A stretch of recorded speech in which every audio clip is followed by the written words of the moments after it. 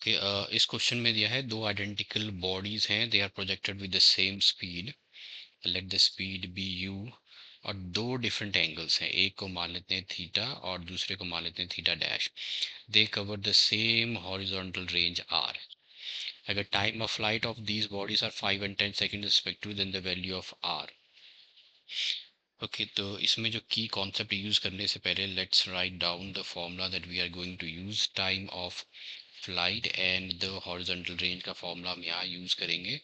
Now the time of flight for a projectile flight with an angle theta with the horizontal is given by T is equal to रहता है 2u sine theta by जी, और horizontal में यही आपका जो 2 जो है ये इधर लग जाएगा, तो दिस इज यू स्क्वायर, आप लिख सकते हो यू स्क्वायर, यहाँ आ जाएगा sign 2 theta by ji.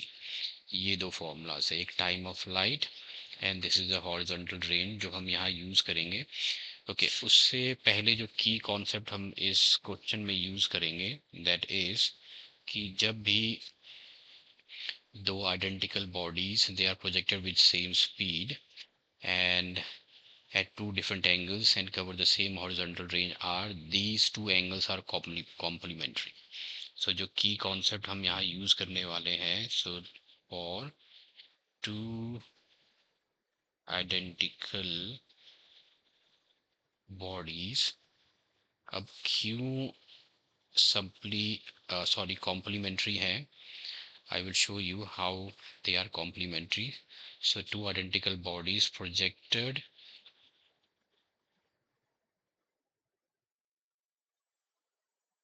with same speed at two different angles or same horizontal range, angles are complementary.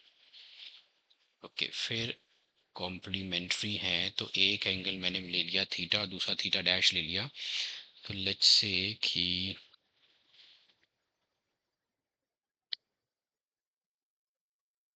ये this is the horizontal range. अब दोनों एंगल्स के लिए दिस इज हॉरिजॉन्टल, दोनों बॉडीज के लिए हॉरिजॉन्टल रेंज जो है वो सेम है, एंगल ऑफ प्रोजेक्शन जो है वो डिफरेंट ले लेते हैं। लेट्स से पहली की जो एंगल ऑफ प्रोजेक्शन थीटा है, दूसरे का जो एंगल ऑफ प्रोजेक्शन है वो हम ले लेते हैं थीटा डैश। अब दो आइडेंटिकल बॉडीज हैं, सेम उनकी स्पीड है, सेम रेंज है, तो this theta plus theta dash is equal to रहता है आपका 90, और इसी कॉन्सेप्ट को फिर हम आगे यूज करेंगे। अब क्यों 90 है, लेट्स फाइंड दैट आउट। तो हमें दिया है हॉरिजॉन्टल रेंज सेम है, तो पहले की हॉरिजॉन्टल रेंज हम जो फॉर्मूला यूज करेंगे हॉरिजॉन्टल रेंज का, यहाँ जो यू स्क्वायर साइन 2 थीटा, तो ये ले लिया मैंने u square sine 2 theta by g, पहले एंगल के लिए हॉरिजॉन्टल रेंज निकाली, दूसरे हॉरिजॉन्टल एंगल के लिए भी हॉरिजॉन्टल रेंज निकाली, सेम है, तो दूसरा एंगल मैंने लिया था 2 थीटा डैश बाई जी। अब ये दोनों सेम है, इन दोनों को इक्वेट करेंगे तो यू स्क्वायर इस into sine 2 theta by g is equal to हो जाएगा u square sine 2 theta dash by g, ये कैंसिल हो गया, यू स्क्वायर चला गया, तो यहाँ रह गया sine 2 theta is equal to sine 2 theta dash. अब हमें पता है ये दोनों डिफरेंट है, तो यहाँ साइन साइन कैंसिल करके 2 कैंसिल करके तो थीटा और थीटा डैश इक्वल हो जाएंगे, जो कि हमारा सोल्यूशन नहीं है, हमें पता है ये दोनों डिफरेंट हैं, ये नहीं लेना हमें। ओके, अब मैथ में ट्रिग्नोमेट्रिक फंक्शंस में एक हम बोल सकते हैं ट्रिग्नोमेट्रिक इक्वेशन है या ट्रिग्नोमेट्रिक फॉर्मूला है, जब sine X equal to sine Y है होता है और एक्स और वाई डिफरेंट है, ये दोनों एंगल्स डिफरेंट हैं, तो एक्स और वाई के बीच में रिलेशन है दैट इज इक्वल टू रहता है एन पाई प्लस माइनस, यहाँ रहता है -1 रेस पावर, सॉरी यहाँ आ जाएगा plus, so this is plus -1 raise power n into Y, ये रिलेशन है जहाँ n जो है that is 0 plus -1 plus -2 and goes on like this. Okay, सबसे पहले मैं n इज इक्वल टू 0 लूँ, देखो मुझे यही मिल जाएगा, ये मुझे नहीं चाहिए, n इज इक्वल टू 0 लिया तो x is equal to x आपका है 2 थीटा, वैल्यूज पुट करते हैं. So this is x and this is y. These are different. So 2 theta is equal to आ जाएगा, ये हो जाएगा 0 into pi 0 minus 1 raise power 0 1 हो गया, और यहाँ आ गया 2 theta 2 जो कि हमें थीटा डैश जो कि हमें नहीं लेना है. तो n is equal to 0 हम लेंगे, n is equal to 1 put करते हैं. तो n is equal to 1 put किया तो x आपका था थीटा, और इधर आ गया पाई, इधर आ गया प्लस माइनस 1 रेस पावर 1, और इधर आ गया थीटा डैश. तो थीटा इज इक्वल टू आ गया pi minus theta dash which makes me, अब सॉरी ये थीटा नहीं है भाई, ये 2 थीटा है, तो ये 2 थीटा आप लिख लो, ये 2 थीटा है, 2 आ गया, 2 आ गया. Okay, so 2 theta plus 2 theta dash is equal to आ गया पाई. तो इसका मतलब ये हुआ कि थीटा प्लस थीटा डैश हो गया पाई बाय 2. इसका मतलब जब दो आइडेंटिकल बॉडी सेम स्पीड के साथ सेम हॉरिजॉन्टल डिस्टेंस कवर करते हैं तो उनके जो एंगल्स हैं दीज आर कॉम्प्लीमेंट्री, ये कॉम्प्लीमेंट्री एंगल्स हैं, दीज आर कॉम्प्लीमेंट्री एंगल्स. तो इसका मतलब ये हुआ, तो ये कॉम्प्लीमेंट्री एंगल्स हैं, तो एक आपका थीटा प्लस थीटा डैश जो है वो 90 डिग्री है, तो थीटा डैश जो हो जाएगा वो हो जाएगा 90 माइनस थीटा. अब हम यूज़ करते हैं टाइम ऑफ फ्लाइट इक्वेशन. तो t1 टाइम ऑफ फ्लाइट दोनों के लिए अलग है. t1 जो था 2u साइन थीटा बाय जी है.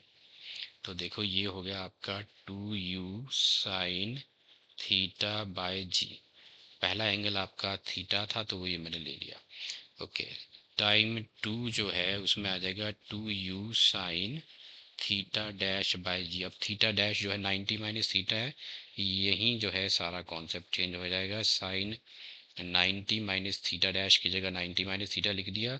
साइन 90 माइनस थीटा रहता है कॉस थीटा. देखो ये हो गया आपका कॉस थीटा.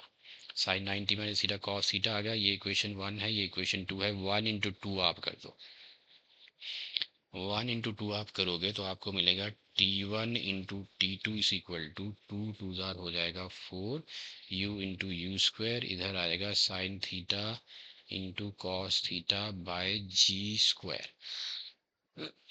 ओके, अब t1 टाइम ऑफ फ्लाइट आपको, सॉरी, टाइम ऑफ फ्लाइट पहले केस में है 5 and 10 सेकेंड्स है. ओके, इसको रहने देते हैं अभी थोड़ा सा इसको और रीअरेंज करेंगे. 4 को लिख लेते हैं 2, और इधर मैंने लिख लिया यू स्क्वायर, एक 2 ले गया इधर, sine theta into cos theta by इधर लिख लिया मैंने g into g. Okay, 2 sine theta into cos theta हो जाएगा आपका साइन 2 थीटा. सो 2 इंटू ये आपका आ जाएगा यू स्क्वायर, इधर आ गया साइन 2 थीटा जी, मैंने इधर लिख लिया, एक जी इधर ले लिया. देखो u square sine 2 theta by g जो है वो आपकी हॉरिजॉन्टल रेंज है. U square sine 2 theta by g is a horizontal range. So this becomes t1 into t2 is equal to 2. So this is 2 into r by g. So 2,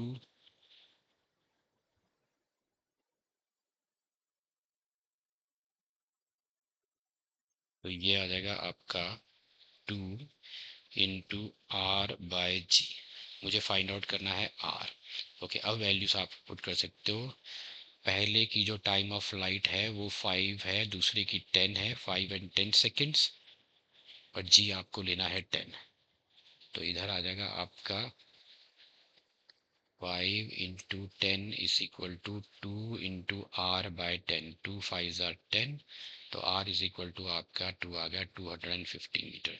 so here the correct option is 250 metre means 891. ये वाला जो है first is the correct option here, 250 metre, 891.